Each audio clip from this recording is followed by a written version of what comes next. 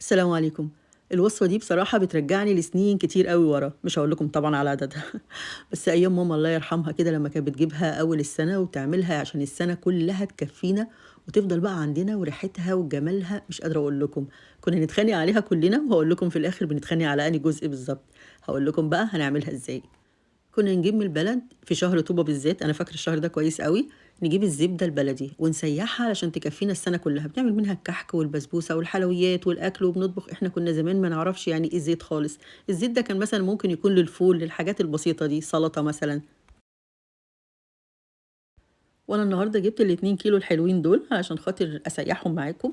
دول طبعًا لونهم فاتح عادي، لكن لو كنتم جبتوهم في شهر طوبة اللي هو أحسن شهر المفروض نخزّن فيه الزبدة، هيبقى لونهم كده مخضر شوية، طبعًا نتيجة إن الحيوانات في الوقت ده بتاكل كتير من البرسيم، فلون اللبن بيتغيّر.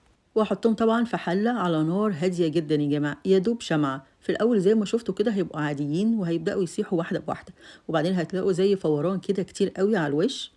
وبرضه هنفضل نقلِّب كده ما نسيبش التقليب نهائي، يعني 5، 7 دقايق وتقلِّبوا، 5، 7 دقايق وتقلِّبوا باستمرار. طبعًا الزبدة دي بالنسبة لي عليها نسبة ملح، أنا دُقتها طبعًا في الأول، لكن لو هي ما عليهاش ملح خالص ودلعة، لازم تحطّوا نُص معلقة ملح، برضه مع التقليب المستمر. شايفين بدأ الوش يروح إزاي؟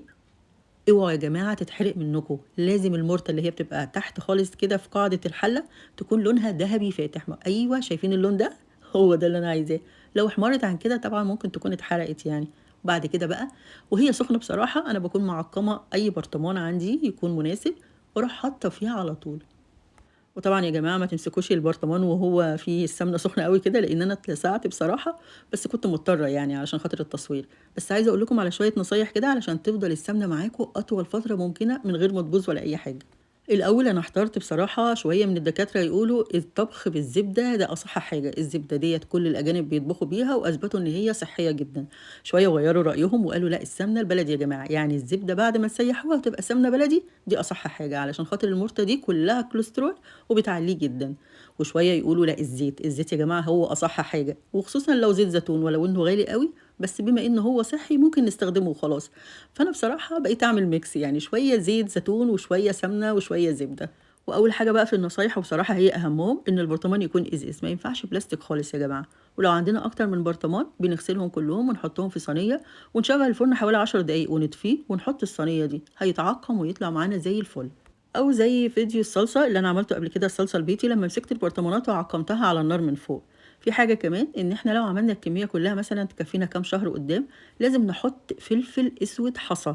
الفلفل قبل ما نطحنه نحط فيه كام واحدة كده بيحافظ على السمنة بتاعتنا، ويستحسن إن إحنا نحطها في التلاجة. وأكتر من كده بقى وأحسن من كده بصراحة واللي باعمله دلوقتي، إن أنا ما اسيّحش الكمية كلّها، أحطها في الفريزر واخرّج 1 أو 2 كده واسيّحهم يبقوا سمنة على قد الأكلة بتاعتي مثلًا لمدة أسبوعين 3 والّا شهر وخلاص. والمرتة بقى اللي بتطلع منها اللي الدكاترة دلوقتي بيقولوا إن هي اللي كلّها كوليسترول، كنا بنتخانق عليها وإحنا صغيرين بقى مع العيش البلدي كده وهي سخنة، بصراحة كانت رهيبة. يا رب أكون أفدتكم وعرفتوا بقى دلوقتي تسيّحوا الزبدة تحوّلوها لسمنة، وألف هنا وشفا. بس ما تنسوش تقولوا لي رأيكم إيه، والسلام عليكم.